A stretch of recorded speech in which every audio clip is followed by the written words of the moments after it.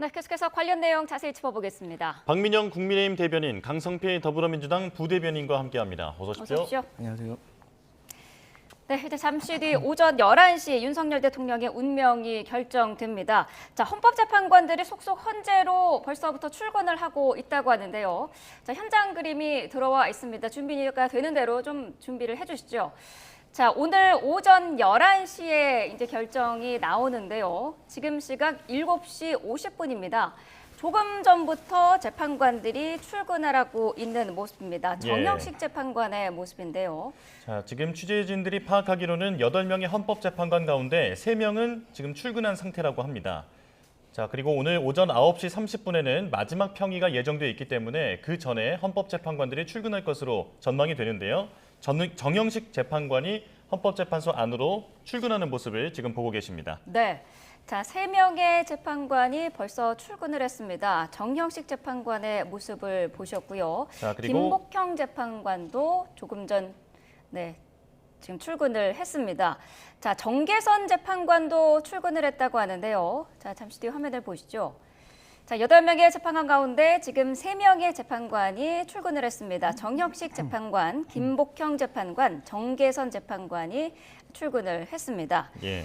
자, 8명의 재판관 속속 지금 출근을 하고 있습니다. 오늘 이제 11시에 대통령의 운명이 결정이 되는데 일단 윤 대통령은 불출석하기로 했고요. 대신 대리인단만 출석하기로 한 거죠? 네, 맞습니다. 사실 제가 이 선고일 지정됐을 때부터 윤 대통령이 직접 출석하진 않을 것 같다라고 예측을 했었거든요. 네. 그 이유가 사실 지난 8차례 변론기일 참석 같은 경우에는 좀 직접 참석해서 변론을 한다라는 의미가 있었지 않습니까? 네. 실제 윤 대통령 본인도 직접 와보니 내가 생각한 것보다 많은 것들이 왜곡되어 있더라라고 하면서 좀 소회를 밝히기도 했었고 네. 적극적으로 또 신문을 하는 모습도 있었지 않습니까? 그런데 사실 이 선고 당일 같은 경우에는 뭐 직접적으로 의사를 할 수 있는 것은 거의 없고 사실 이 인근이 상당히 혼란스러운 와중이기 때문에 네. 오히려 직접 참석하는 것이 그런 좀 혼란을 증폭시키는 결과가 될 수도 있는 거거든요. 또한 이게 어떤 결과가 나올지 예측을 할 수가 없는 상황이기 때문에 조금 더 관저에서 차분하게 상황을 예의주시하고 네. 그 직후에 조금 준비되어 있는 그런 메시지를 통해서 좀 상황을 진정시킬 것으로 저는 보이고요. 또한 네. 그런 의미에서 아마 이 대통령실을 비롯해서 이 관저 인근도 11시까지는 시종일관 차분한 그런 분위기를 유지할 것으로 보입니다. 네. 예. 아무래도 뭐 질서 유지라든지 경호를 고려한 차원이라는 게 이제 첫 번째 이유인 것 같고 그 이후에 그 선고 이후에 어떤 그 움직임이라든지 그런 부분에 대해서도 고려를 했을 것 같아요. 네, 당연히 고려했을 겁니다. 그러니까 어떤 결과가 나올지 아직 모르지만 네. 만약에 탄핵 심판에서 인용이 되는 결과가 나온다고 하면 윤석열 대통령은 그 즉시 대통령으로서 받았던 예우에 대해서 이게 중단되는 것들이 상당히 많이 있습니다. 네. 뭐 연금이 중단된다거나 사무실 제공이 중단된다거나 뭐 의료 지원이 중단된다거나 나중에 뭐 국가장에서 제외될 수 있는 여러 가지가 있지만 당장의 눈앞에 있는 것은 바로 경호가 최소한으로 줄어든다는 겁니다. 그리고 비서관과 운전기사까지도 아마 제공이 되지 않을 겁니다. 그렇기 때문에 만약에 탄핵이 인용이 된다면 헌법재판소에서 당장 150m 밖으로 벗어나는 데 있어서도 일단 경호상 상당히 위험 요소가 많아질 것이고 또 윤석열 대통령의 어떤 지나가는 행렬로 인해서 사실 찬성과 반대 집회에 있던 지지자와 국민들이 격앙될 수가 있습니다. 네. 그렇기 때문에 윤석열 대통령이 국가 전체적으로 봤을 때도 오늘은 불참하시는 것이 현명한 것이고요. 그다음에 또 두 번째로 본인의 얼굴이 계속해서 카메라에 잡힐 겁니다. 그럼 표정 관리를 잘 해야 되지 않겠습니까? 그런데 여기에서 뭐 자칫 웃는 모습이나 미소를 띈다거나 이런 자체가 사실 비판의 대상이 될 수가 있습니다. 네. 또 결과가 나왔을 때 받아들이는 그 얼굴도 만약 만족스럽지 못한 결과가 나왔을 때라고 하면 또 그 모습 또한 영상에 찍혀서 계속 기록으로 남을 수 있기 때문에 여러 가지 면에서 윤석열 대통령이 헌법재판소에 참석하는 것은 득보다 실이 많기 때문에 저는 당연히 참석하지 않을 것으로 예상했었습니다. 네. 예. 자, 불출석하고 관저에서 TV로 선고를 지켜볼 것으로 전해진 상황인데 혹시나 선고 전에 메시지가 나오지 않을까 이런 부분도 좀 주목이 되거든요. 어떻게 전망하십니까? 사실 선거 전에는 선거 영향을 직접적으로 미치지는 않겠지만 어떤 지금 여론이 상당히 과열된 그런 상태지 않습니까? 네. 어떤 이야기를 하느냐에 따라서 더 과열되는 그런 양상도 보일 수가 있고 이렇게 준동을 하는 게 아니냐 이제 그런 비판의 목소리도 있을 수 있는 거거든요. 그래서 사실 윤 대통령이 구속 취소가 되고 나서 거의 한 달 가까이 사실 칩거를 하고 있는 상황이죠.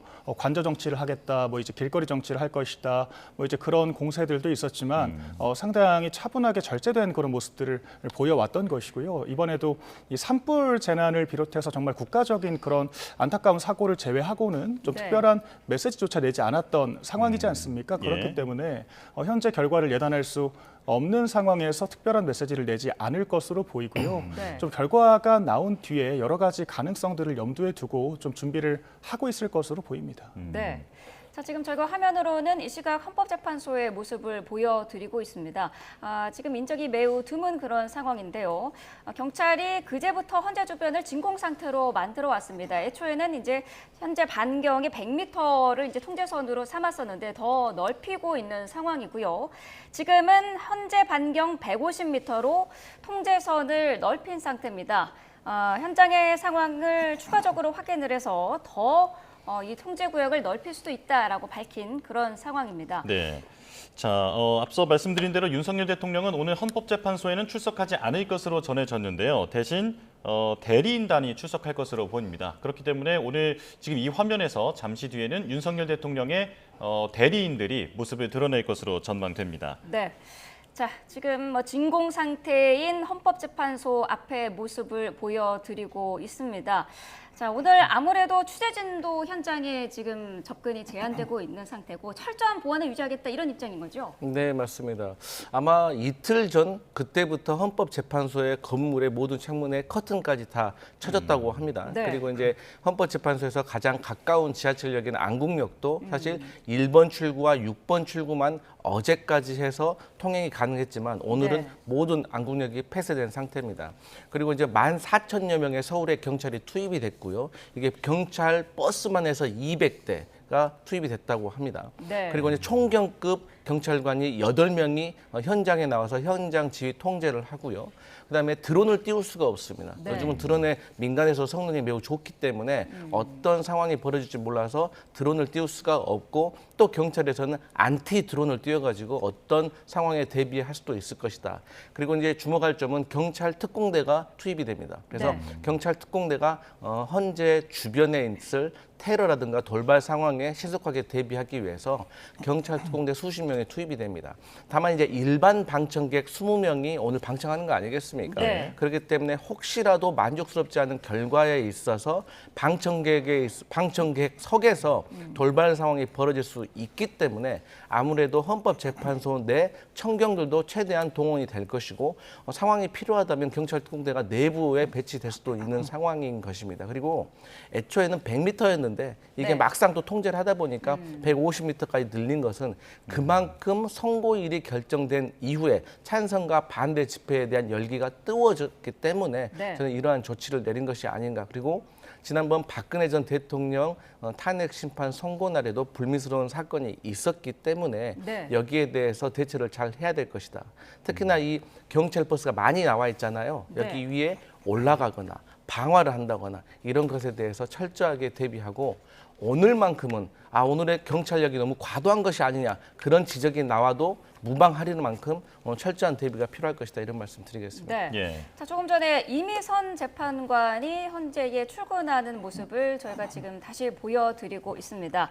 자, 8명의 재판관 가운데 그렇다면 지금까지 8명의 재판관이 4명의 재판관이 출근을 했습니다. 앞서서 정형식, 정계선, 김복형 재판관이 출근을 했고요. 조금 전에 이미선 재판관도 출근을 했습니다. 네, 오전 9시 30분에 선고 전에 마지막 평의가 열린다고 하는데요. 자, 그 전에 재판관들이 출근하는 모습을 지금 계속해서 보여드리고 있습니다. 네. 자, 지금 박민영 대변인께 질문 드리겠습니다. 지금 경찰이 이렇게 가포 비상, 그러니까 경찰력의 100%까지 동원할 수 있는 치안에 총력을 기울이고 있는 이런 상황. 이게 지금 양측이 상당히 과열됐기 때문이잖아요. 상당히 우려도 많이 나오는데 어떻게 보고 계십니까? 그러니까 박근혜 전 대통령 당시에는 사실 지금보다는 과열된 양상이 아니었음에도 불구하고 당시에는 이 보수층 내에서도 좀 탄핵에 대한 공감대가 꽤 높았던 상황이었지 않습니까? 네. 그럼에도 불구하고 막상 선고가 나온 직후에는 또 여러 불발적인 그런 상황들이 존재했던 것도 사실이거든요. 그 과정에서 유명을 달리하는 분들까지 있었을 정도로 정말 극단적인 충돌 상황이 있었는데 이번 같은 경우에는 아무래도 더 많은 쟁점들이 있었고 국민적 관심사도 훨씬 컸고 이런 것들을 반영하듯이 선고 일자 자체도 굉장히 늦어지는 모습들을 보이지 않았습니까? 그런 만큼 말씀하신 것처럼 무력 충돌의 가능성을 염두를 했기 때문에 경찰에서도 최고 단계의 그런 가보 비상을 발령을 한 것으로 보이고요. 또한 이 진공 상태를 만든다는 것이 단순히 이 병력만 투입을 하는 것이 아니라 안에 어떤 물질적인 부분까지 전부 다 검열을 해서 정말 안전 상태를 만든다라는 그런 개념이거든요. 그렇기 때문에 헌법재판소 인근에서는 어떤 물리적인 충돌이나 그런 무력 충돌이 발생할 것 같지는 않지만 이게 그 외에 또 장외에서 또 이제 지지자들 사이의 충돌은 또 충분히 발생할 수 있는 것이거든요. 그렇기 때문에 더 많은 경찰 인력들이 필요할 것으로 보이고 정말 이 과할수록 부족하지 않다라는 그런 개념 아래서 정말 아무런 이런 안전상의 문제가 없게 정말 이 만고의 노력을 기해야 될 것 같습니다. 예. 자, 지금 헌법재판관들이 속속 출근하고 있는 모습인데 조금 전에 보신 모습은 김형두 재판관이 입장하는 모습을 보여드리고 있습니다. 자, 이렇게 되면 지금 8명의 재판관 중에서 5명이 출근을 완료한 상태가 됩니다. 네. 자, 앞서서 저희가 오늘 서울 시내의 모습을 좀 보여드렸는데요. 자, 오늘 새벽 0시를 기준으로 전국의 가포 비상은 전국에 일단 발령이 된 상태고요. 경찰 인력 100%를 동원할 수 있는 가장 높은 단계의 비상근무 체계입니다. 자, 선고가 내려진 뒤에도 일단 치안이 안정될 때까지는 당분간 경찰은 비상체제를 유지할 방침이고요. 지금 화면 왼쪽으로는 이 시각 안곡동 사거리의 모습을 보고 계십니다. 자, 일단 차량 통행은 완전히 통제가 됐고요. 현장에서는 집회 참가자들의 모습이 보이고 있습니다. 자, 화면 오른쪽은 이 시각 한남동 모습이고요. 경찰 차벽이 일단 세워져 있기 때문에 차량 통행이 굉장히 장애가 있는 그런 상황입니다. 예.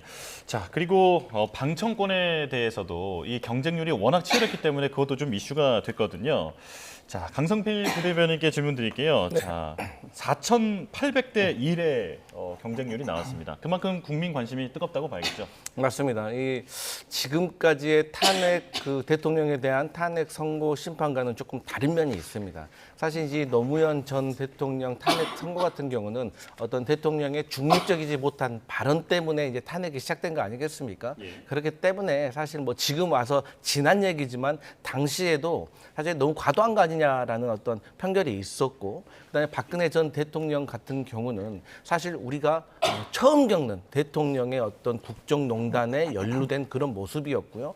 그다음에 박근혜 전 대통령 같은 경우는 사실 쉽게 말해 어떤 비위와 관련된 거 아니었겠습니까? 그리고 외부인, 민간인에 대한 어떤 비위 행위가 이어진 거였기 때문에 사실상 이게 눈 밖에서 벌어진 일인 겁니다. 그러니까 국민들이 그 내용에 대해서 귀로만 듣고만 있었지 사실상 눈에서 본 것은 별로 없었습니다.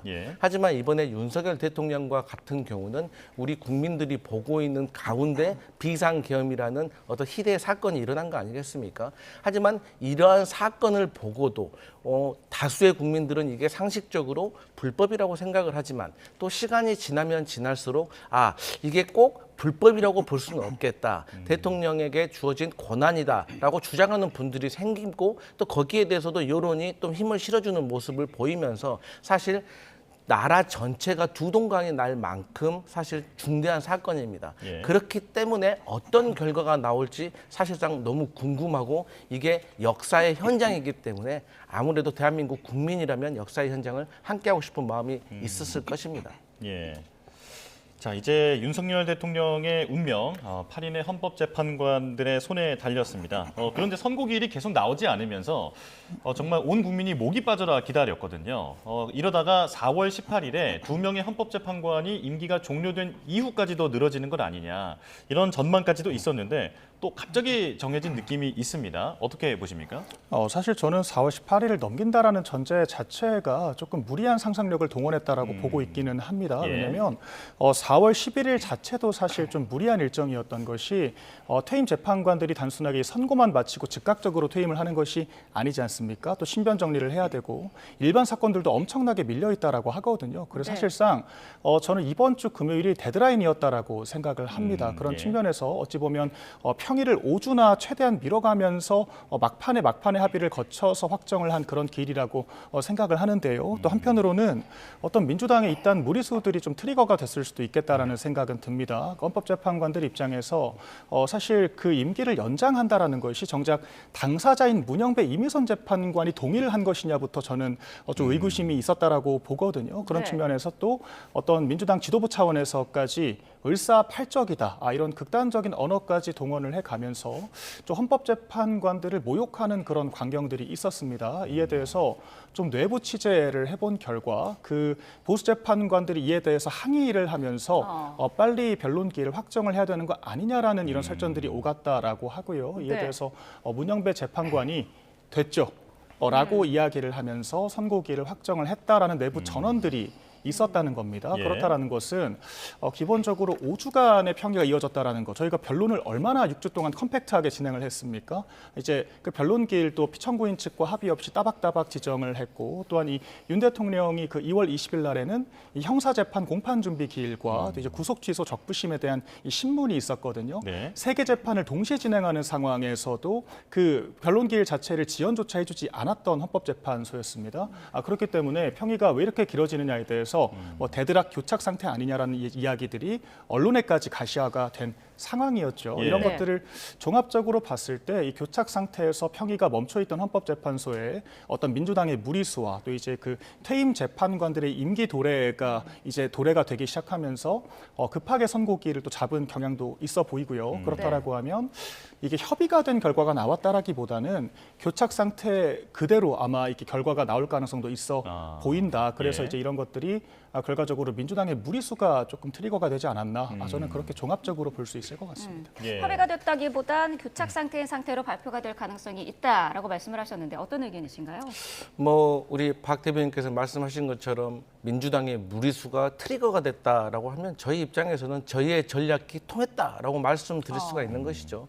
그러니까 이제 저희 민주당으로서는 사실 윤석열 대통령의 석연치 않은 구속 취소 그리고 검찰의 기생천외하게 그 즉시 항고를 포기했던 것 그리고 연이어서 김성훈 경호처 차장의 구속영장 실질심사가에서 기각됐다는 것들 이러한 것들이 저희 민주당이 봤을 때는 상당히 불안하게 만드는 요소가 있었습니다. 그러니까 저희가 그동안은 헌법재판소를 믿고 헌법재판관들의 선고를 묵묵히 기다리는 것이 맞다라고 판단을 했지만 대체 이게 상식적으로 이해가 가지 않고 정말로 우리나라 법치주의 사상 그 역사 속에서 일어나지 않았던 일들이 연달아 일어나기 때문에 저희는 4월 4일을 데드라인으로 맞춰놓은 것입니다. 그러니까 4월 4일이 지날 때까지도 헌법재판소에서 탄핵 선고를 하지 않는다는 것은 이것은 무언가 일이 잘못되고 있다. 뭐 그것이 5대3 교착설이 될 수도 있는 것이고 여러 가지 상황이 있을 수 있는 것이겠죠. 네. 그러면 우리가 넉넉히 있는 것이 맞느냐라는 것이 저희 민주당 내부의 의견이었고 거기에서 민주당 내부에서 실질적으로 효용성을 발휘할 수 있는 어떤 대책들을 내놓아야 된다라는 것이 있었습니다. 그래서 여러 가지 상황 속에 있었지만 그 끝에 4월 4일 오늘 드디어 탄핵 선고를 하게 된 것이죠. 그런데 지금 와서 또 며칠 지나 보니까 헌법재판소는 헌법재판소 밖의 상황과는 달리 평화롭게 그들의 시간을 보내고 있었던 것이 아닌가 또 이런 생각도 해봅니다. 하지만 대전제는 4월 18일 날 2명의 헌법재판관이 퇴임하기 전까지 우리는 충분히 고민하고 결단을 내린다라고 저는 생각해 볼 수도 있다고 생각을 합니다. 또 지금 와서 드리는 말씀이지만 윤석열 대통령과 관련된 탄핵 심판의 쟁점이 5가지가 있는데 이 5가지 중에 어느 것 하나가 만만한 게 없는 것입니다. 그리고 탄핵 변론 과정에서 국민의힘에서도 사실 하나에 대해서 처음에는 좀 제대로 소명을 하지 못했지만 시간이 가면 갈수록 거기에 대해서 나름대로 주장이 완성되어 가고 그것을 더 강경하게 주장을 했고 또 거기에서 넘어가서 내용을 넘어서 이제는 각하 절차가 잘못되었다라고 강하게 부정을 했기 때문에 네. 이런 것에 있어서 헌법재판관들 사이에서도 고민되는 지점이 있었을 것입니다. 예. 하지만 결론적으로는 이 선고일이 다가온 오늘에서야 드리는 말씀은 어쨌든 헌법재판관들 한 분 한 분이 각자 나름의 진영에서 추천이 되신 분들이지만 훌륭한 판사로서 또 헌법재판관이라는 법적 양심과 국민적 기대 그리고 헌법재판소가 우리 대한민국 국민들의 자부심이기 때문에 저는 이분들이 법치에 따라서 제대로 판결해 주실 걸로 믿습니다. 예. 네. 자, 지금 화면으로 경찰의 교통 통제로 헌법재판소 주변이 그야말로 진공화되어 있는 모습을 보여드리고 있습니다. 네, 오늘 하루 종일 이제 헌재 주변의 교통 통제는 계속해서 이어질 것으로 보이니까요. 지금 출근 시간인데 출근길에 이 구간을 지난 분들은 좀 참고를 하셔야 될 것 같습니다. 자, 헌재 상황을 지금 계속 이야기를 나누고 있는데 어쨌든 마은혁 재판관이 임명이 되지 재판관 후보자가 임명이 되지 않은 상태에서 8인 체제로 결과는 나오게 됐거든요. 끝까지 이 마 후보자 임명을 놓고 여야 갈등이 계속됐었는데 결과가 난 이후에 이 부분에 대한 정치적인 논란은 없을까요? 사실 국회목 재판관들의 퇴임이 작년 10월에 있었습니다. 그렇다라는 것은 이미 작년 10월에 구인 체제가 완성되었어야 맞다라는 것인데 네. 그 당시에 임명이 되지 않은 이유를 저희가 다시 되짚어보면 사실 민주당의 목리 때문이었거든요. 원래 10월에 퇴임이라 그러면 2달 전부터는 인선부터 인사청문회까지 모든 절차들을 만료를 하고 임기 공백 없이 임명을 하는 것이 기존 관례였습니다. 그런데 당시 줄탄핵 중에 한 명이었던 이 방통위원장, 이준석 방통위원장이 직무정지를 연장시킬 목적으로 헌재를 마비시킨 것이 아니냐라는 것이 당시 언론들의 비판이었거든요. 그랬던 네. 민주당이 이제 와서는 8인 체제가 부적절하다라고 이야기를 하면서 9인 체제를 완성해야 한다라고 주장하는 것 자체가 좀 자기모순적이라고 생각을 합니다. 당시에는 심지어 6인 체제로 방치가 된 상태였기 때문에 심리 자체가 불가능한 상황이었거든요. 그래서 이준석 방통위원장이 가처분까지 걸어서 이 7인 체제로 명시되어 있는 이 헌법재판소법에 예외를 둘 수 있도록 그런 결과를 받아온 것이 아니겠습니까? 예. 그래서 4월 18일 날 혹여 2명의 재판관이 퇴임하더라도 6인 체제에서도 심리가 가능하다라는 헌법재판소의 사무처장의 답변도 있었던 것이고요. 그러니까 그랬던 민주당이기 때문에 저는 지금 이게 줄탄핵까지 불사해 가면서 마은혁 재판관 임명을 강행하는 것은 좀 국민적인 그런 기대에 부응하지 않는 것일 수가 있다라고 생각을 하고요. 또한 지난 박근혜 전 대통령 당시에도 8인 체제로 결론을 내지 않았습니까? 네. 그렇기 때문에 심리와 이게 의결이 가능한 그런 인원수가 충족됐다라고 했을 때 꼭 9인 체제를 충족시키는 게 맞는지에 대해서는 의구심이 있는 것이고요. 네. 또한 이 민주당의 목리 때문에 원래 이제 국회목 재판관이라는 것이 여당 1명, 야당 1명, 여야 1명 합의를 통해서 3명을 도출을 하지 않습니까? 그런데 민주당에게 양보를 한다는 측면에서 야당의 2명 몫을 내어준 상황이고 그래서 민주당이 정래선 재판관과 마은혁 재판관, 이 우리법연구회 출신 또 서부지법 출신의 2명의 재판관을 추천을 한 겁니다. 여기에 대해서 2명에 대한 추천권을 준 것은 맞지만 마은혁 재판관 같은 좀 편향성 논란이 있고 이제 과거 인민노련, 그 소위 이제 소련과 이제 막스주의를 추종하는 이제 이런 좀 집단의 활동을 했던 이력이 있는 이런 재판관을 헌법재판관으로 임명하는 것이 맞느냐에 대해서 계속해서 갑론을박이 있었던 것이고요. 이에 네. 대해서 저희가 책임 공방은 하기보다는 이미 8인 체제에서 그 변론이 6주가 이어졌고 평의가 네. 5주가 이어진 상황이었기 때문에 또 현실적으로도 마은혁 재판관 임명은 무리수가 있었다라고 보고요. 저는 이제 민주당이 8인 체제에서 나온 결론에 대해서 수용할 때가 됐다라고 보고 있습니다. 예. 네, 민주당은 어떻습니까? 마은혁 후보자를 임명하지 않은 부분에 대해서 문제 제기가 앞으로도 없을까요? 당연히 있어야죠. 당연한 거 아니겠습니까? 1명보다 2명이 낫고 8명보다는 당연히 9명이 나은 거 아니겠습니까? 그리고 민주당이 목리를 부렸다고 하시는데 그렇다고 칩시다. 그러면 지금 와서는 왜 8명을 9명으로 만들려고 하는 노력을 안 하는 겁니까? 민주당이 목리를 안 부리고 계속해서 9명 체제를 지금 만들자고 하는데 그러니까 거기에 어폐가 있는 겁니다. 그리고 한덕수 그 권한대행의 탄핵 심판 선고 때 헌법재판소에서 여야가 합의된, 그러니까 마은혁 후보자를 임명하기로 여야가 합의된 문서와 그리고 시간적 절차를 명시를 한 거예요. 그렇기 때문에 저는 국민의힘에서 마은혁 후보자를 임명하지 않으려고 한 것은 윤석열 대통령 탄핵 심판 선고에서 기각이나 각하를 이끌어내기 위한 전략으로 보는 것이지 그 이상도 그 이하도 없다라고 말씀드리고 네. 궁금한 점이 있습니다. 그러면 정계선, 마은혁, 조환창 이 세 명의 이름을 적시를 하고 거기에 법적 근거까지 명시를 해가지고 왜 국민의힘에서는 12월 9일 날 국회의장에게 공문을 보낸 것이죠. 합의가 안 됐다라고 하면 정계선, 조환창만 써서 보냈어야죠. 근데 마은혁을 왜 쓴 겁니다.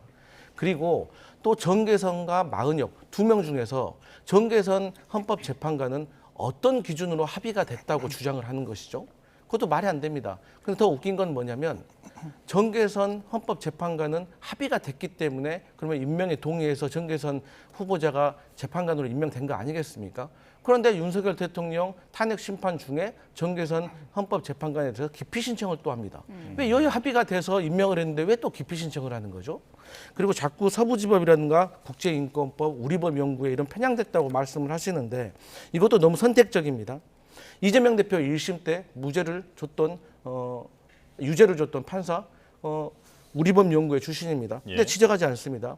김성훈 경호처 차장 기각한 거 서부지법입니다. 왜 지적하지 않습니까? 윤석열 대통령 구속 취소한 지기현 판사 호남 출신입니다. 왜 여기에 대해 지적하지 않습니까?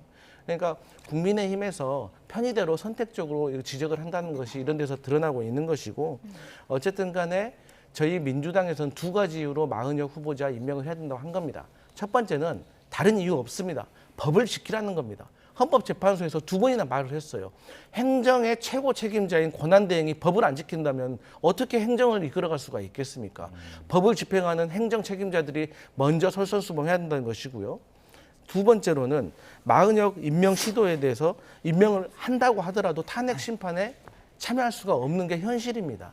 그렇기 때문에 저희 민주당은 그럼에도 마은혁이 헌법재판소 재판관으로 임명이 된다고 하면 매기 효과, 지렛대 효과가 있어서 이 교착되어 있는 선거가 좀 빨라질 것이 아닌가 이제 그런 바람이 있었다 이런 말씀드립니다. 네. 조금만 반론을 드리자면요. 네. 이게 좀 아까 우리법연구회가 꼭 이렇게 편향적인 건 아니다라는 식으로 말씀을 하셨는데 마은혁 재판관을 포함하면 현재 9인 체제에서 9명 중에 4명이 모두 다 우리법연구회 출신이 되는 거거든요. 네. 그러니까 법관 중에서 많아봤자 10%라고 하는데 헌법재판소에서는 44%를 차지하게 되는 겁니다. 우리법연구회가 이 집단적인 편향성이 없다라 그러면 왜 민주당은 이토록 우리법연구회 출신에 집착을 하는 것인가에 대해 저는 답이 들어있다라고 생각을 하고요. 네. 마은혁 재판관이 확정적인 인용표를 던져줄 것을 민주당도 알았기 때문에 당연히 이 임명을 강행을 해달라고 줄탄핵까지 이야기를 하면서 요청을 한 것이라는 것이 전 합리적인 추론이라고 생각을 합니다. 또한 헌법재판 저희는 애초에 3명 임명 모두를 반대를 했었습니다. 왜냐하면 이 대통령이 아니라 대통령 권한대행이 이 임기 6년의 헌법재판관을 임명하는 것이 과연 법적으로 타당한가에 대한 의구심이 있었던 것이고요. 이에 네. 대해서 최상목 권한대행이 자기 개인적 주관을 가지고 2명을 임명을 한 것이기 때문에 저희 당의 입장은 아니라는 점 일단 말씀을 드리겠고 또한 이게 이 한덕수 총리 탄핵 심판에서 헌법재판소가 이미 헌법재판관 불임명은 이 파면에 이를 정도의 위헌 위법은 아니라는 사실을 확인을 해줬습니다. 또한 한편으로 이 민주당과 우원식 의장 측에서 이 즉시 임명 효력이 발동될 수 있도록 또 다른 이 권한쟁의 청구를 했는데 이에 대해서는 각하를 했거든요. 이는 곧 헌법상에 추천권은 국회에 있지만 임명권은 대통령에게 있다라는 것을 존중한 결정이라고 볼 수 있습니다. 또한 대통령이 국회에서 추천을 했다라 그래서 기계적으로 임명을 해야 하는 것인지에 대해서도 여전히 갑론을박이 있는 것이고요. 그렇기 네. 때문에 마은혁 재판관이 과연 적합한 인물이며 국회가 충분히 수고를 거쳤는지에 대해서 저희가 판단을 한다라는 것이지 임명을 안 하겠다라고 한 적은 또 없다라는 점도 한 번 더 짚어드리겠습니다. 예. 네. 자, 지금 헌법재판관들의 출근 모습을 다시 한번 보여드리고 있는데요. 지금까지 총 6명의 헌법재판관들이 출근을 완료한 것으로 저희가 화면을 통해서 보여드렸습니다. 네. 자, 정계선 재판관도 들어왔고 가장 최근에는 정정미 재판관이 출근하는 모습을 확인을 해드렸습니다. 네. 네, 조환창 재판관인가요? 또 출근을 했다고 하는데요. 네. 잠시 뒤에 화면이 준비가 되는 대로 보여드리도록 하겠습니다. 예. 자, 지금 8인의 헌법재판관으로 결국은 결론이 나게 됐는데 왜 8명으로 결론을 내게 됐는지에 대해서는 두 분께서 치열하게 이제 공방을 좀 벌여주셨는데요. 그런데 어쨌든 결론으로는 9인 체제가 아닌 8인 체제로 결론이 나게 됐습니다. 지금 양측의 지금 긴장감이 워낙 높다 보니까 8인 체제 선고가 정당성이 있느냐 이 부분에 대해서도 향후에도 논란이 될 수 있다라는 얘기가 있거든요. 어떻게 보십니까? 네, 사실 그래서 이 헌법재판관들이 5대3 결론은 좀 피하는 게 좋겠다라는 판단을 했을 수는 있을 것 같습니다. 왜냐하면 그렇게 되면 마은혁 재판관이 있었다라고 하면 6대3이 됐었을 수도 있다라는 의구심을 남길 수가 있는 거거든요. 이런 것들이 소위 이제 야당과 소추인단 측으로 하여금 불복의 명분을 제공할 수 있는 것이기 때문에 저는 네. 그래서 이 5대3 교착 상태가 계속되었을 가능성이 있다라고 보고 있습니다. 그런데 결과적으로 결론을 내게 됐다라는 것은 이런 교착 상태가 어느 정도는 해소가 돼서 4대4 또는 6대2, 8대0 이 정도로 좀 다양한 갈래로 여론이 나눠졌을 수 있다라고 저는 보는 거거든요. 예. 그렇기 때문에 헌법재판소가 8인 체제에서의 결론이 무리수가 되지 않고 좀 뒷말이 나오지 않도록 여러 가지 장치들을 마련해서 좀 안정적으로 결정문을 작성을 했을 거라고 보고 있고요. 그런 측면에서 이번에 이례적으로 선고기를 3일 전에 또 지정을 하지 않았습니까? 네. 그런 것들이 좀 민주당의 입법 폭거에 경종을 울리는 측면들도 있었지만 조금 더 결정문을 좀 정치하게 다듬을 필요가 있었기 때문에 그런 측면들도 있었을 거라고 봅니다. 예. 그중에 하나가 야당에서 문제를 제기하는 5대3이 나왔을 때는 이제 불복의 명분이 될 수 있다라는 이런 지점들을 치유하기 위한 그런 목적들도 있었을 거라고 생각을 하고요. 또한 저희가 기존에도 8인 체제로 결정을 한 사례가 있기 때문에 그것이 결정적인 문제라고 지적되진 않을 것이라고 생각을 합니다. 예.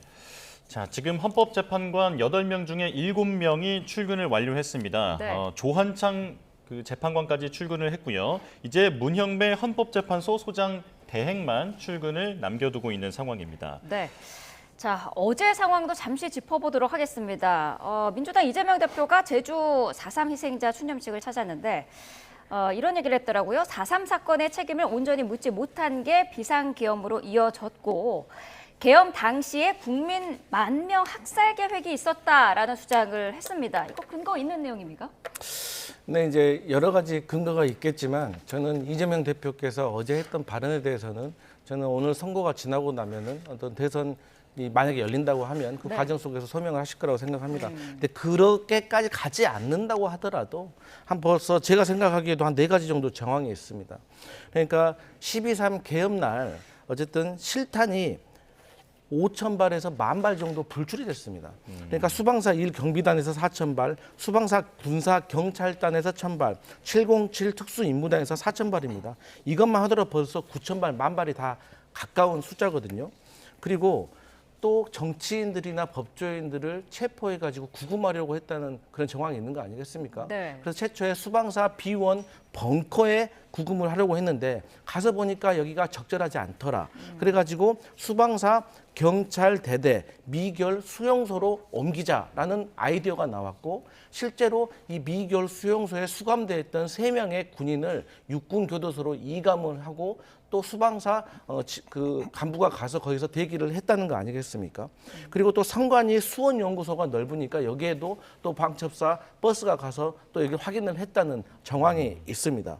그리고 노상원, 우리 햄버거 버살로 유명하잖아요. 이분 수첩 보니까 수거 대상이 500명입니다. 그런데 10차까지 계획이 되어 있다고 합니다. 500명 곱하기 10 하면 5,000명 되는 거 아니겠습니까? 그리고 최근에 동영상 하나가 이제 공개가 됐죠. 국회 사무처에서. 이게 모 언론사 기자가 계엄군들이 국회 본청으로 진입하고 있는 것을 본인의 휴대폰으로 촬영을 하고 있었습니다. 그것을 발견한 계엄군이 그 기자에게 다가가서 휴대폰을 뺏고 그 안에 있는 정보를 삭제를 하고 그다음 벽으로 4-5명이 밀쳐가지고 포박을 하려고 했습니다. 그 유명한 케이블 타이가 나온 겁니다. 그 707 특임단장의 그 김현태 단장이 뭐라고 했습니까? 국회 나와서 케이블 타이는 문을 잠그려고 했던 것이지 포박용이 아니라고 했습니다. 그런데 명백하게 동영상에 그게 찍힌 겁니다. 그렇기 때문에 윤석열 대통령께서 아무 일도 일어나지 않았다라고 하지만 지금 많은 일들이 일어났다는 것이 벌써 이렇게 드러나고 있고 이게 탄핵 선고에서 인용이 난다고 하면 이게 더 활발하게 형사재판 과정에서 밝혀질 것입니다. 그렇기 때문에 저희 민주당으로서는 지금 객관적으로 형사재판에서 말씀드리기는 어렵지만 어쨌든 추후 과정 속에서 이재명 대표가 어제 말했던 5,000명에서 10,000명 학살 계획에 대해서도 소명할 것으로 보여집니다. 네. 자, 문형배 헌재 소장 권한 대행까지 조금 전에 출근을 했습니다. 자, 이로써 헌법재판관 8명이 출근을 모두 마무리했습니다. 오전 11시에 이제 선고가 시작이 되는데요. 지금 시각 오전 8시 23분입니다. 문형배 재판관 헌재소장 권한 대행까지 출근을 마무리하면서 헌법재판관 8명은 조금 전 모두 출근을 마무리했습니다.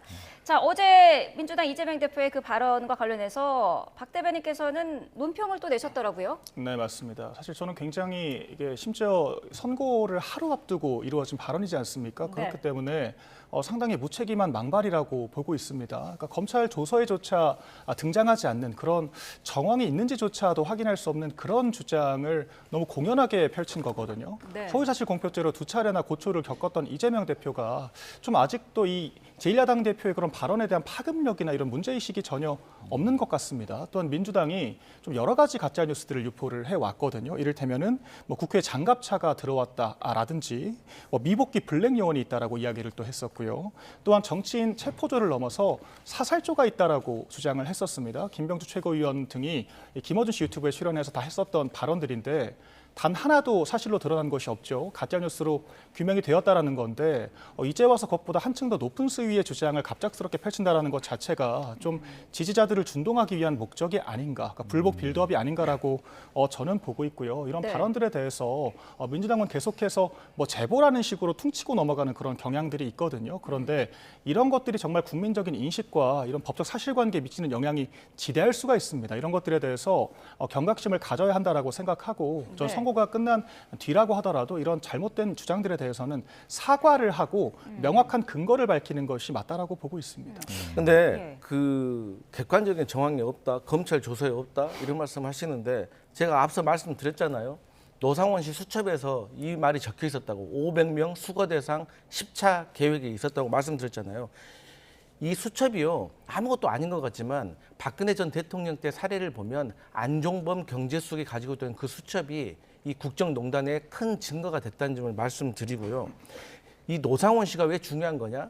김용현 전 국방부 장관이 비상계엄이 실패로 돌아가고 나서 노상원 씨한테 뭐라고 했습니까?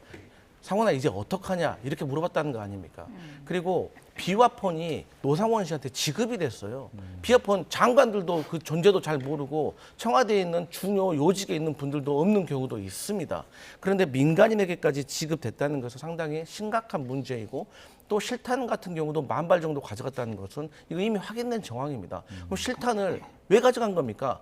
물론 처음부터 사살해야겠다라고 하진 않았을 수는 있습니다. 하지만 어떤 비상 상황이 벌어졌을 때는 발포할 수도 있다는 가능성을 보여주는 증거라고 보여지기 때문에 네. 이런 것이 무작정 민주당이 이런 제보가 있었습니다. 그래서 이런 일이 있습니다라고 의혹을 제기하는 수준은 아니다. 이런 말씀 제가 드립니다. 짧게만 좀 재반론을 드리자면요. 네. 그 수첩이라는 것이 객관적인 증거가 되기 어렵다라고 보거든요. 왜냐하면 그런 것들이 어떤 시점에 누구의 지시로 왜 작성되는지를 전혀 규명할 수가 없는 상황이지 않습니까? 그런데 이재명 대표는 그것이 윤 대통령이 1만 명을 학살할 계획을 세웠다라고 분명하게 이 이야기를 했거든요. 네. 그러니까 윤 대통령의 그 지시가 있었는지 계획이 있었는지가 확인되지 않는 상태에서 노상원이라는 사람의 이 수첩 어느 시점에 적혔는지도 알 수 없는 이런 근거만을 가지고 정황상의 근거만을 가지고 이런 강력한 주장을 펼친 것이기 때문에 당연히 책임 있는 근거가 있어야 한다라고 저희는 보는 것이고요. 이에 네. 대해서 무리한 근거였다라고 이제 여론이 모아지는 상황인 만큼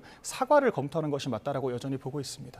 국민의힘에서는 지금 뭐 법적인 조치도 검토를 하고 있는 그런 상황인 거죠? 예, 저희 법률위에서 고발 검토를 하고 있습니다. 네. 네. 자, 그렇다면 이제 2시간 반 뒤면 윤석열 대통령의 탄핵 심판 선고가 내려지는데요. 국민들은 어떻게 생각하고 있는지 여론조사 한 가지 살펴보겠습니다. 자, MBS 여론조사인데요. 탄핵에 대한 의견에 대해서 탄핵을 인용해서 파면해야 한다라는 의견이 57%였고요. 기각해서 직무에 복귀시켜야 한다. 이게 35%였습니다. 자, 일단 이 수치 57대 35로 나뉘고 있는 이 수치에 대해서 두 분의 의견이 궁금한데요. 먼저 강성필 부대변인 의견 들어볼까요? 그러니까 탄핵에 대해서 찬반에 대한 여론조사는 지금까지 많이 있었습니다. 근데 제 기억으로는 단 한 번도 탄핵을 반대해야 된다는 여론이 탄핵을 찬성하는 여론보다 더 높은 적이 없었을 것입니다. 그렇기 때문에 저희 국민들이 여기에 대해서는 확실한 입장과 의견을 가지고 있다는 것을 우리가 확인할 수가 있었습니다. 그렇기 때문에 저는 여기에서 사실 응답하지 않았던 중도층의 의견도 있습니다. 사실 중도층은 좀 이 모든 상황 자체가 사실 좀 불편할 수가 있는 것이거든요. 하지만 저는 이 중도층에서 탄핵을 반대하는 여론보다 탄핵을 찬성하는 여론이 컸던 때가 저는 탄핵 반대 집회가 커졌을 때 전환기 씨가 전국을 돌아다니고 마치 국민들 대다수가 탄핵을 반대하고 윤석열의 탄핵 그 비상계엄이 적법했다. 대통령의 권한이었다. 야당이 너무했네. 잘못했네. 어쩔 수 없었네. 이러한 여론들이 커지니까 저는 그때도 중도층에서 확실하게 시그널을 보내줬다고 생각을 하고 네. 또 최근에는 이러한 탄핵 찬성과 반대 여론을 넘어서 이 정당 지지율만 보더라도 그리고 그 대통령 후보들에 대한 어떤 선호도만 보더라도 저는 국민의 입장이 명확하다. 저는 그렇게 생각합니다. 예, 자, 박 대변인 의견은요? 사실 이게 평의가 오주나 장기화가 되면서 아무래도 보수 결집도가 좀 풀어지는 그런 경향과 조금 더 피로감이 누적된 그런 결과들은 있었을 것 같습니다. 네. 또한 이게 민주당이 또 유감스럽게 이 비슷한 시점에 좀 많은 그런 여론 준동의 그런 과정들이 있지 않았습니까? 천막 당사까지 설치를 해가면서 지도부 차원에서 장외 투쟁을 언급을 하고 이재명 대표는 뭐 유혈 사태까지 언급을 하는 그런 상황들이 있었는데 사실 이런 것들이 오히려 좀 민주당 지지층을 결집시키는 그런 효과들이 있었다라고 볼 수 있을 것 같아요. 오히려 중도층들이 정말 있었다라 그러면 이런 민주당의 극단적인 발언에 비토를 했을 것이 맞다라고 저는 보고 있거든요. 또한 이제 국민의힘 내에서는 여전히 찬탄파들의 좀 경거망동들이 이어지고 있기 때문에 좀 이런 것들이 분열의 사인으로 나타났을 수도 있다라고 보고 있습니다. 좀 그런 측면으로 해석은 할 수 있겠지만 사실 이런 것들이 파면을 정당화하는 근거가 되기는 어렵다라고 저는 보고 있거든요. 왜냐하면 우리가 선출직 대통령의 그런 직위를 박탈하기 위해선 좀 객관적으로 국민의 신의를 상실했다라고 할 만한 객관적인 지표 증거가 있어야 하는데 저희가 왜 이 대통령 탄핵소추안의 의결 정족수를 국회의원 3분의 2로 했겠습니까? 적어도 국민의 3분의 2 정도가 대통령에 대해서 신의를 상실을 해야 비로소 그것이 대통령 탄핵소추의 요건이 된다라고 우리 헌법이 보고 있는 거거든요. 그렇다라 네. 그러면 적어도 66% 이상의 국민들이 파면을 정당화하고 있어야 되는 것이고 반대 의견이 훨씬 적어야 하는 상황인 건데 이 정도의 양상이라고 하면 이게 한창 또 이제 변론이 진행될 때는 거의 반반까지 치고 올라오는 그런 양상들도 있었거든요. 그렇다라 네. 그러면 오히려 이것이 대통령이 탄핵 심판은 기각 또는 각하가 되고 나서 윤 대통령에 대해서 이제 정치적인 그런 책임을 묻는 것이 타당하지 않나 이제 그런 지표로도 저는 볼 수 있다라고 생각을 합니다. 네. 예. 헌법재판소에 대한 신뢰도도 동률로 나왔습니다. 신뢰한다 46%, 안 한다 46%로 나왔는데 사실 박근혜 전 대통령 탄핵 당시에도 찬반 여론은 극명했습니다만은 헌재에 대한 신뢰는 있었거든요. 이번에는 좀 분위기가 다른 것 같은데요. 그러니까 이제 헌법재판소에 대한 신뢰가 사실 높았죠. 우리 국민들의 자부심이라고 느껴질 만큼 상당히 신뢰받는 기관이었습니다. 근데 언젠가부터 선고가 느려지고 제대로 된 해명이 없는 상황에서 선고가 늦어지니까 국민의 골칫 덩어리까지 전락해버린 상황까지 저는 벌어졌다고 생각을 합니다. 네. 그나마 지금이라도 헌법재판소가 오늘의 선고를 한다고 해서 이 신뢰도가 더 이상 무너지지는 않았습니다. 그런데 저는 이 내막이 또 있다고 생각을 합니다. 그러니까 예를 들어서 최근에 국민의힘에서 주장했던 5대3 대드락설 이게 뭡니까? 그러니까 5명은 탄핵을 인용해야 되는데 3명은 기각 아니면 각하를 주장하고 있다. 그래서 이게 헌법재판관, 예를 들어서 마은혁 재판관이 투입이 돼버리면 마은혁 재판관의 의지에 따라서 찬성과 반대가 갈려지는 이 상황이기 때문에 이게 판단을 낼 수가 없다는 교착설로 빠진 거 아니겠습니까? 그런데 사실 저희 민주당에서 보기에는 많은 국민들이 보기에는 헌법재판관들 중에서 1명 혹은 2명이 저는 이재명 대표의 항소심이 유죄가 나올 거라고 예상을 하고 그때까지 한번 버텨보자. 저는 그런 의도가 있었다고 생각을 합니다. 예. 그래서 만약에 이재명 대표 항소심에서 유죄가 나온다고 하면 그때는 윤석열 대통령을 탄핵하더라 하고 조기 대선이 열린다고 하더라도 국민의힘이 한번 해볼 만하다는 거죠. 왜? 이재명 대표가 정치적으로 기스가 많이 났기 때문에. 하지만 그들의 예상과는 달리 이재명 대표 항소심에서 무죄가 나오니까 이건 당황스러운 겁니다. 그래서 2차 계획으로 그러면 4월 18일까지 2명의 헌법재판관이 퇴임할 때까지 더 버티자. 그래서 4월 18일 이후에 한덕수 권한대행이 마은혁 후보자와 2명의 대통령 못 헌법재판관을 임명을 해서 헌법재판소 재판관이 보수화가 된다면 그때는 윤석열 대통령을 기각하거나 각하하면 된다라는 전략이 있었을 것으로 저희 야당은 의심을 하고 있습니다. 예. 그러니까 이러한 것들이 사실 상당히 실효성과 어떤 신뢰를 받으면서 헌법재판소가 왜 지금까지 선고를 미루냐라는 것으로 이어져서 헌법재판소에 대한 신뢰가 떨어졌는데 네. 저희는 이것이 지금이라도 좀 바로 잡혀가지고, 그러니까 우리 국민의힘에서는 민주당이 계속 목리를 부리고 무리수를 뒀는데 그것이 통했다라고 하는데 저희는 저희의 정당성과 명분이 통했다라고 저희는 말하는 것이죠. 그래서 이러한 것들이 있어서 오늘의 선거가 있었는데, 그럼에도 불구하고 저는 시간이 지나서 모든 게 밝혀졌을 때는 네. 방금 제가 말씀드렸던 것이 다 기우였고 쓸데없는 걱정이었고, 헌재는 원래 본인들의 플랜대로 가고 있었다는 것이 밝혀졌으면 좋겠다는 바람이 있습니다. 예. 네.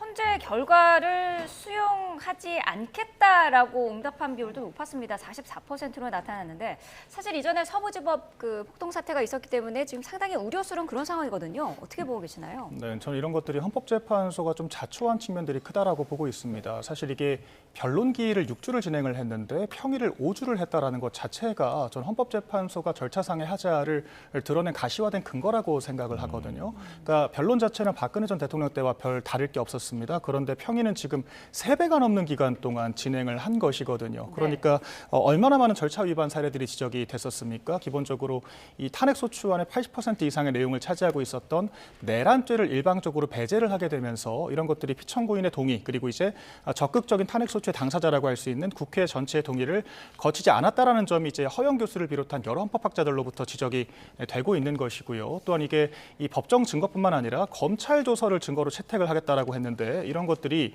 2020년 개정 형사소송법에 반하는 내용이기 때문에 이런 것들에 대해서 심지어 박근혜 전 대통령 탄핵 당시에 주심이었던 강일원 전 재판관조차도 문영배 소장 대행을 비판을 했었거든요. 이런 것들로 봤을 때 10가지 넘는 이런 위반 사례들이 지적되는 것이 곧 이 여론으로 반영이 되는 것이고, 또한 이것이 각하의 강력한 증거로 작용을 하고 있다라고 보고 있습니다. 이에 대해서 변론이 졸속이었기 때문에 평일을 오래 할 수밖에 없는 것이고 결정문 작성에 애로사항이 있을 수밖에 없는 거거든요. 저는 이런 것들은 재량권이라는 것을 강조하면서 소송 지휘권이라는 것을 강조하면서 좀 강압적으로 이 변론을 이어왔던 문영배 소장 대행에게도 책임이 있다라고 보고 있고요. 또한 이 탄핵 심판에 있어서 한덕수 총리까지 좀 무분별하게 탄핵을 추진하면서 이 속도만 강조했던, 밀어붙였던 민주당에게도 귀책이 있다라고 보고 있습니다. 예. 근데 제가 좀 반론을 드려야 되는 게, 네. 이게 생각하기 나름인 것 같아요. 그러니까 저희 민주당이 보기에는 이게 변론은 짧았고 평의가 길었다라고 하잖아요. 그만큼 불법적인 요소가 명백했다고 저희는 생각을 해요. 하지만 그 불법적인 요소가 너무 많은 거예요. 그렇기 때문에 여기에 대해서 일일이 법적 근거를 다 써줘야 되는데, 여기에 윤석열 대통령 측, 국민의힘에서 계속해서 절차라든가 여러 가지 문제를 두고 증거의 신민석, 신문조서 이런 것들이 다 헌법재판소에서는 그 이유에 대해서 설명을 했는데도 불구하고 계속해서 지적을 하기 때문에 여기에 대해서 더 신경을 쓸 수밖에 없었다라고 보여지고요. 아직까지도 내란죄 철회에 대해서 주장을 하시는데, 제가 이런 예를 들어 드릴게요. 제가 학교 다니는 학생인데 전교생이 보는 운동장에서 제가 일진, 비행 청소년한테 제가 폭행을 당한 거예요. 그래서 이 학생은 학교폭력대책위원회에 회부가 돼가지고 퇴학을 시킬 것인가 안 시킬 것인가에 대해서 논의를 하고 있는 거예요. 근데 제가 맞은 게 억울해서 경찰서에 신고를 했어요. 그래서 이 비행 청소년은 폭행죄로 형사재판을 받고 있는 겁니다. 그렇기 때문에 학교에서 학교폭력위원회에서는 이 폭행을 몇 대를 때렸고 몇 주가 나오고 그걸 논하지 않습니다. 폭력을 행사했다는 그 행위 자체를 두고 퇴학을 시킬 것인지 안 시킬 것인지에 대해서만 논의를 하는 것입니다. 하지만 이 형사 재판에 가서는 폭행을 했는데 몇 대를 때렸는지, 무기를 들었는지, 어디를 때렸는지 이걸 보고 종합적으로 판단해서 양형을 정하는 것이죠. 마찬가지로 윤석열 대통령에 대한 이 비상계엄도 내란죄는 철회가 됐지만 이 내란죄는 형사재판에서 다루고 있습니다. 다만 이 국회를 침탈했거나 선관위를 침탈했거나 이런 행위에 대해서는 헌법재판소에서 우리가 봤잖아요. 11차례 행위에 대해서 물어봤지 않습니까? 정혁신 재판관이 아니 야당이 잦은 탄핵을 하고 예산을 삭감해서 그 비상계엄을 했다는데 그게 군병력을 투입한 거하고 무슨 상관이 있습니까? 라고 물어봤잖아요. 그렇기 때문에 이 내란 행위에 대해서는 이제는 더 이상 주장하는 것이 내란죄를 철회한 것이 절차상 잘못됐다고 주장하는 것이 좀 힘을 잃을 때도 됐다. 이런 말씀 드립니다. 이거는 좀 중요한 쟁점이니까 네. 제가 짧게만 반박을 네. 드리자면요. 저희도 좀 비유를 할게요. 갈비탕을 시켰는데 갈비는 빼고 탕만 나왔다. 그 이런 것들이 탄핵소추의 80% 내용을 차지했던 내란죄 배제에 저는 영향이었다라고 보거든요. 그러니까 애초에 그 안철수 의원 같은 경우에는 내란죄에 대한 내용이 아니었다라고 하면 나는 표결 자체를 반대를 했을 것이라고 이야기를 하고 있습니다. 그러니까 탄핵을 찬성한 여당 의원들조차도 그만큼 이 명분의 중요성을 이야기를 하고 있다는 점 제가 말씀을 드리겠고요. 네. 또한 이 과거에도 일부 소추의 내용을 배제하는 사례는 분명히 있었습니다. 그런데 그 경우에는 지금과 두 가지 차이가 있었습니다. 첫 번째로 당시에는 피청구인 측의 동의가 있었죠. 왜냐하면 그런 것들은 좀 비본질적인 내용들이 주류였기 때문에 박근혜 전 대통령 당시에는 뭐 횡령죄, 뭐 뇌물죄 같은 것들에 대한 내용이었고요. 그다음에 두 번째가 이 당시에는 이 대통령은 불소추 특권이 있기 때문에 내란 외환죄를 제외하고는 형사소추가 되지를 않습니다. 근데 지금은 내란죄로 지금 기소가 된 상황이기 때문에 형사재판과 헌법재판을 동시에 진행을 하고 있는 거거든요. 그렇다면 우리가 이런 의문을 가질 수가 있습니다.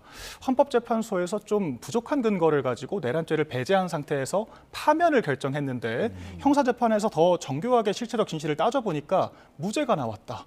이렇게 돼버리면 사실 헌법재판소 결정의 권위가 땅에 떨어질 수밖에 없는 거거든요. 네. 그렇기 때문에 형사소송법 51조에도 형사재판이 진행되는 경우에는 헌법재판은 중단할 수가 있다라고 명시를 하고 있는 것입니다. 그런데 헌법재판소가 이런 결과를 보지도 않은 상태에서 심지어 이 수사권이 없는 이 공수처와 검찰의 그런 조서들을 활용해서 만약에 증거 채택을 한다라 그러면 심각한 절차적인 문제가 지적될 수밖에 없기 때문에 저희가 이 내란죄 배제 문제를 강력하게 지금 문제 제기를 하고 있는 것입니다. 예. 네. 자, 두 분의 말씀을 다 들어봤는데요. 이제 잠시 뒤 1시간, 2시간 20분 정도 뒤면 윤석열 대통령의 탄핵 심판 선고 결과가 나오게 됩니다. 네. 제가 끝까지 계속해서 방송을 해드리도록 하겠고요. 두 분과는 여기서 인사드리겠습니다. 박민영 국민의힘 대변인, 강성필 더불어민주당 부대변인과 함께했습니다. 고맙습니다. 고맙습니다.